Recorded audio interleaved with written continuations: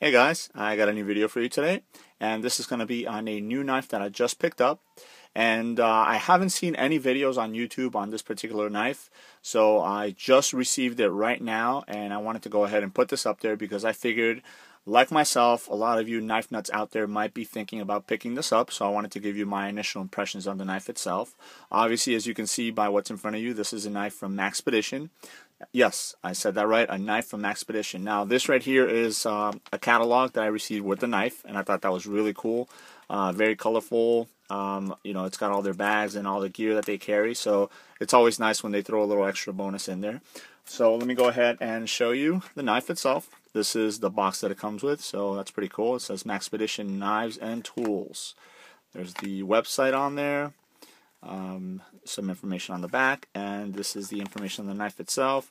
The model number is the model name, I should say. It's Ferox or Ferox. I'm not sure how to pronounce that, but it's a plain edge, and this has the khaki handle. Now, if you go to Maxpedition's website, you'll be able to pick these up, and they are retailing for $29.99 plus shipping.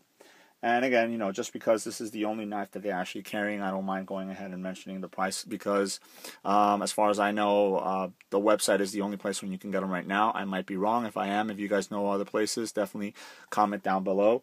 Like I said, this is the khaki handle knife, and just like Maxpedition with all their other gear, you do get a lot of different options. You do get a black handle and a green handle as well. Let me go ahead and open it up and show you what it's all about. Here is the knife itself, and again, this is the one with the khaki handle.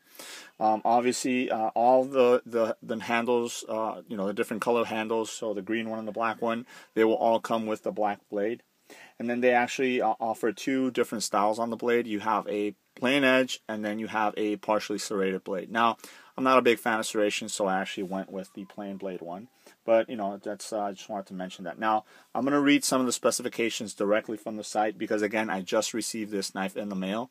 I opened it about 5 minutes ago. So, the actual handle is FRN. And it does have some texturing on it, some nice grip on there, but it's not super grippy. Nothing like a cold steel. More the grip of let's say a Spyderco Tenacious or a maybe Ontario Rat 1. That's pretty much the grip you're gonna get on it. But it's pretty nice. You do have the Maxpedition logo on there. All right, and on the other side, and there you go. So along with the black blade, you do get some black hardware as well. So you have the 3 screws back there, and then it is a flow-through design, and then you have a black pocket clip as well. Pocket clips is really nice. It gives you some really nice retention.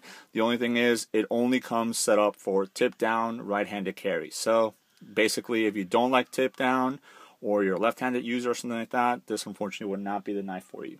So you guys can see it does have a flipper in the back there, and this is not spring assisted.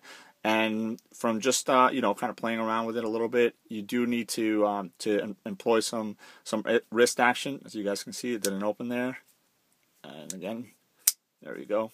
Obviously, that was 2 fails on there, but there you go. So it will, require a little bit of wrist flick to be able to open it up. But it does come with the thumb studs as well, so, you can go ahead and open it with that. Now, what I did notice is that it has dual thumb studs, but again, it's not set up for left-hand carry. So, it's a little bit funny that they would do that, but again, it is set up to be able to do that. Very, very smooth opening. That's one thing that I did notice, and the blade is fairly sharp.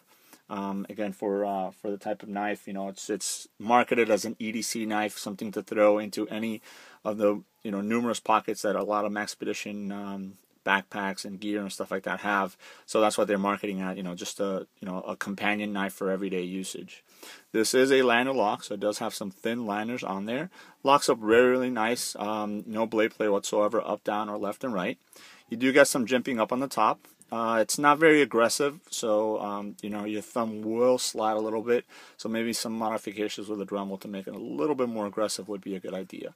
You do also have jimping on the liner lock there, which makes it easy to engage and disengage. And then the flipper actually turns into a finger guard, and in that modified choil there. It's a medium-sized knife, so obviously, as you guys can see, I get a full 4-finger purchase on the knife itself. The blade is 3.25 inches, and the overall length of the knife is 7.75 inches.